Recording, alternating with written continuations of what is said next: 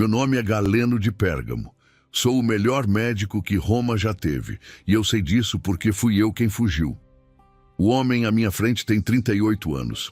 Ontem ainda carregava ânforas no porto. Hoje a pele do abdômen está coberta de pústulas negras, úmidas, com aquele cheiro específico de carne que começa a se dissolver alguns dias antes de a morte chegar. Ele me olha. Eu anoto. No 9º dia de sintomas, as lesões ficam negras e endurecidas. Isso eu descobri. Isso eu documentei com precisão suficiente para que 2000 anos depois, estudiosos ainda consigam nomear a doença. Esse detalhe específico, a cor, a textura, o dia exato, é o único motivo pelo qual alguém ainda pronuncia meu nome. Mas tem algo que nenhuma das minhas 500 obras menciona diretamente. Quando as mortes chegaram a 2000 por dia em Roma, eu peguei meus manuscritos e fui embora. O que aconteceu antes, durante e depois disso, isso precisa ser contado. Roma em 165 d.C. Não cheirava a grandeza.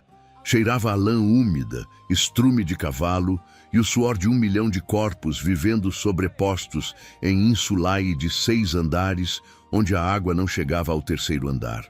O Tibre, em agosto, tinha a consistência de caldo grosso. As crianças bebiam dele. Os curtidores de couro jogavam resíduos químicos nas margens desde antes do amanhecer. Ácido úrico de urina fermentada, a substância mais barata para amaciar pele de animal. E o vento carregava aquilo pela cidade inteira quando o sol aquecia o rio ao meio-dia. E ainda assim, Roma era poderosa de uma forma que nenhuma cidade antes havia sido. As estradas chegavam à Bretanha gelada ao norte, à Mesopotâmia ao leste, ao deserto do Saara ao sul. Pelos mesmos calçamentos que os exércitos marchavam, viajavam seda da China, pimenta da Índia, âmbar do Báltico, papiros do Egito e tudo que esses lugares tinham de invisível. Um mercador saindo de Antioquia podia chegar a Roma em 30 dias. Um patógeno, nesse mesmo trajeto, viajava mais rápido porque não precisava dormir.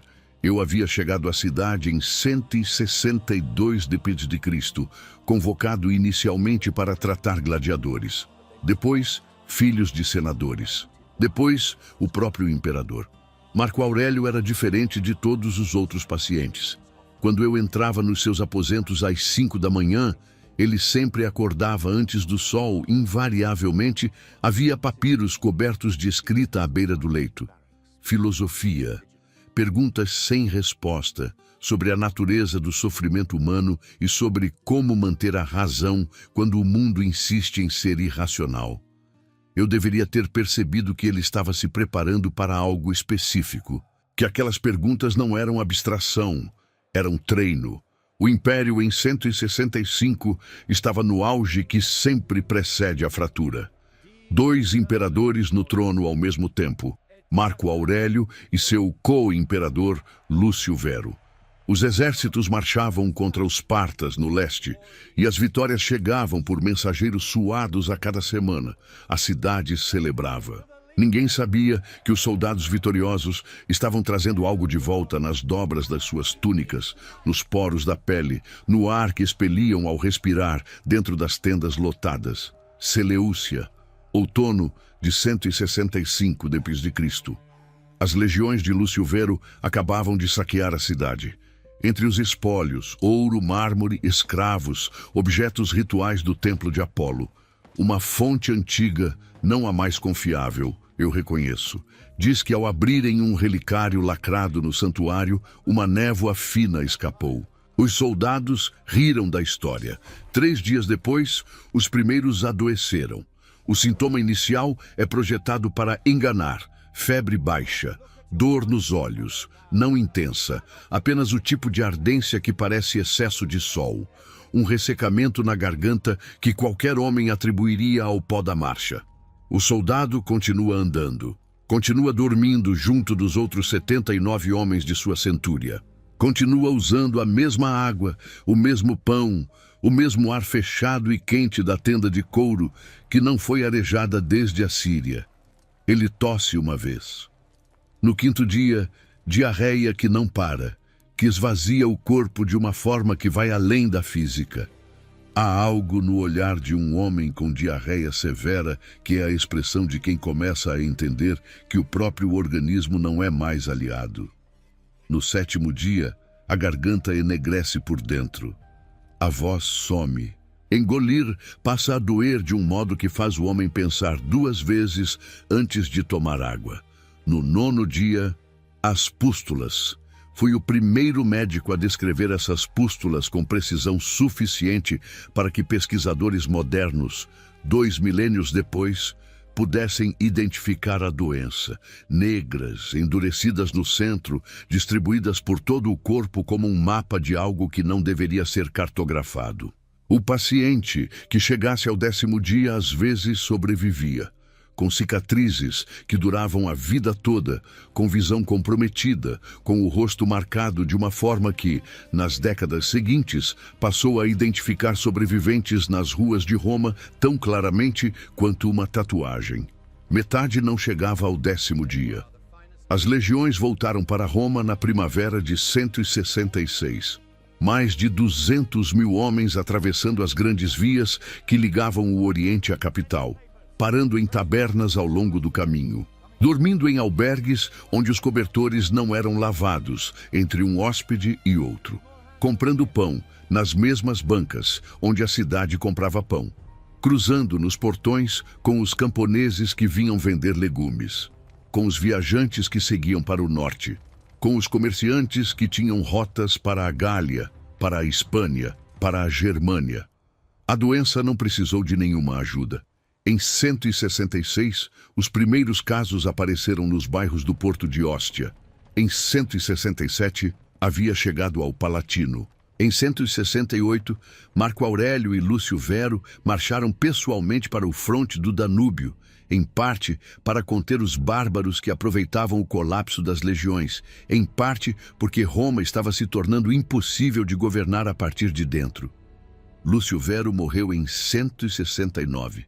A causa oficial, registrada nos documentos do palácio, foi um derrame. Eu examinei o corpo.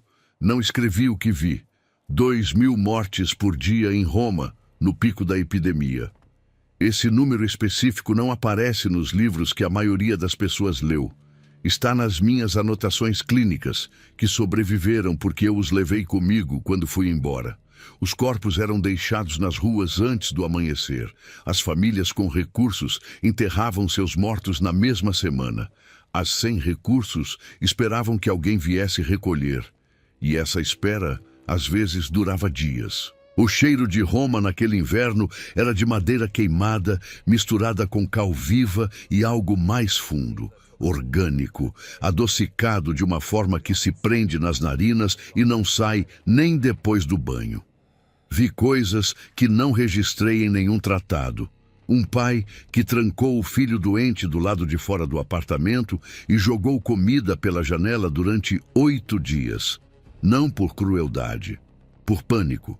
O filho morreu na escada de pedra que subia para o 2º andar. O pai sobreviveu e me contou tudo isso sem expressão alguma no rosto, com a voz de alguém que está do outro lado da culpa, num lugar onde ela já não tem forma. Vi um escravo que cuidou da família inteira do seu amo, o patrão, a esposa, os 3 filhos, sem dormir mais do que algumas horas por 15 dias consecutivos. Sobreviveu a todos eles. Quando o último filho morreu, ele simplesmente sentou no chão de mosaico ao lado do corpo e não se levantou mais. Não estava doente. Apenas tinha parado. Vi também, e isso me interessou mais do que qualquer sintoma clínico, os seguidores de um tal Jesus de Nazaré entrando nas casas onde ninguém mais entrava. Não por milagre, por organização. Possuíam redes de cuidado estruturadas, distribuição de alimentos, pessoas designadas especificamente para acompanhar os moribundos. Sobreviviam em proporção estatisticamente maior que o restante da cidade. Anotei isso como epidemiologia, não como teologia, mas anotei. Marco Aurélio, enquanto tudo isso acontecia, escrevia: vive como se cada dia fosse o último, não na agitação, na preguiça ou na falsidade, mas na seriedade, no amor e na justiça. Ele escrevia isso enquanto assinava ordens para recrutar gladiadores e escravos libertos para repor as legiões dizimadas, algo que nenhum imperador havia feito antes, porque quebrava uma hierarquia social considerada constitutiva do que Roma era.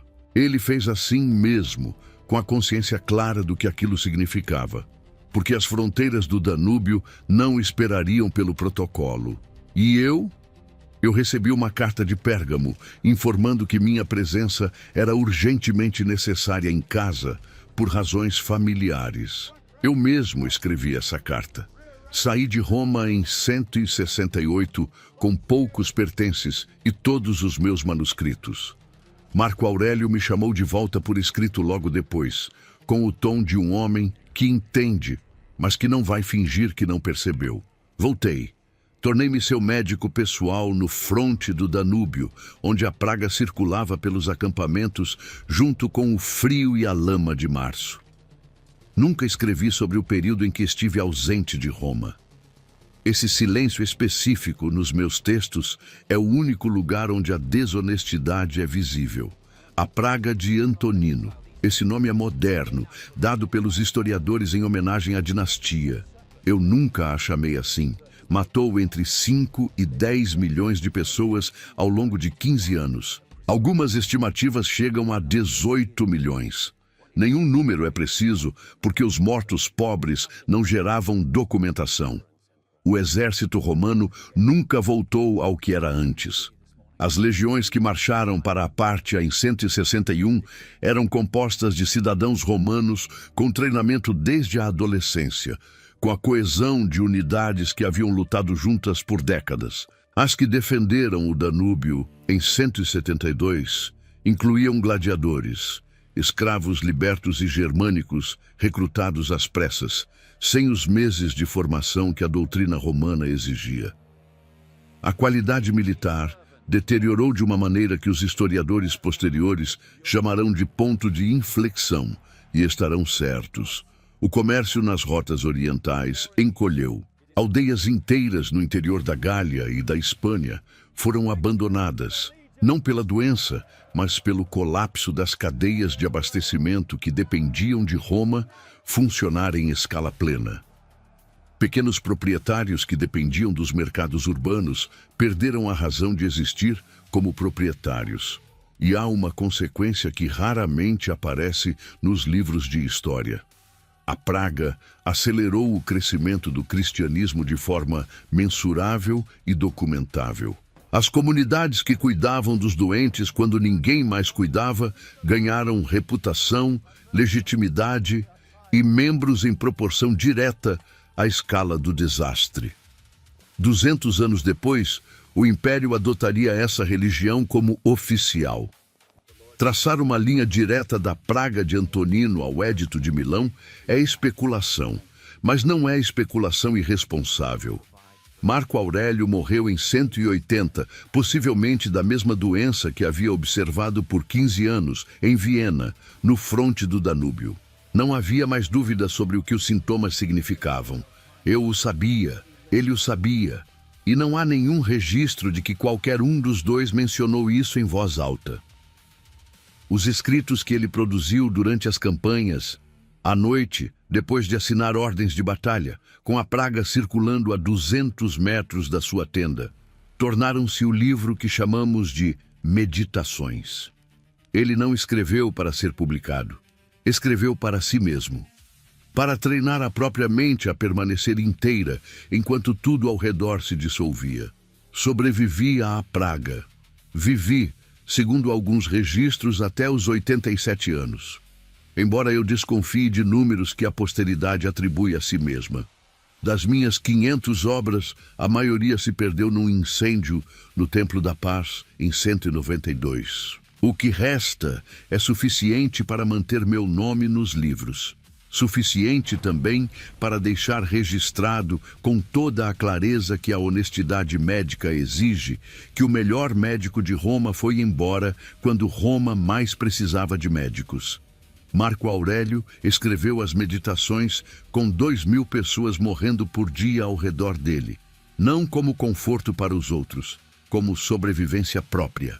O que um homem escreve quando governa o maior império do mundo enquanto ele se dissolve, sabendo que não tem como impedir? No próximo vídeo, abrimos os cadernos de Marco Aurélio linha por linha. Não como filosofia, como documento de crise. Se você chegou até aqui, já sabe que não vai ser o que você espera. Fica.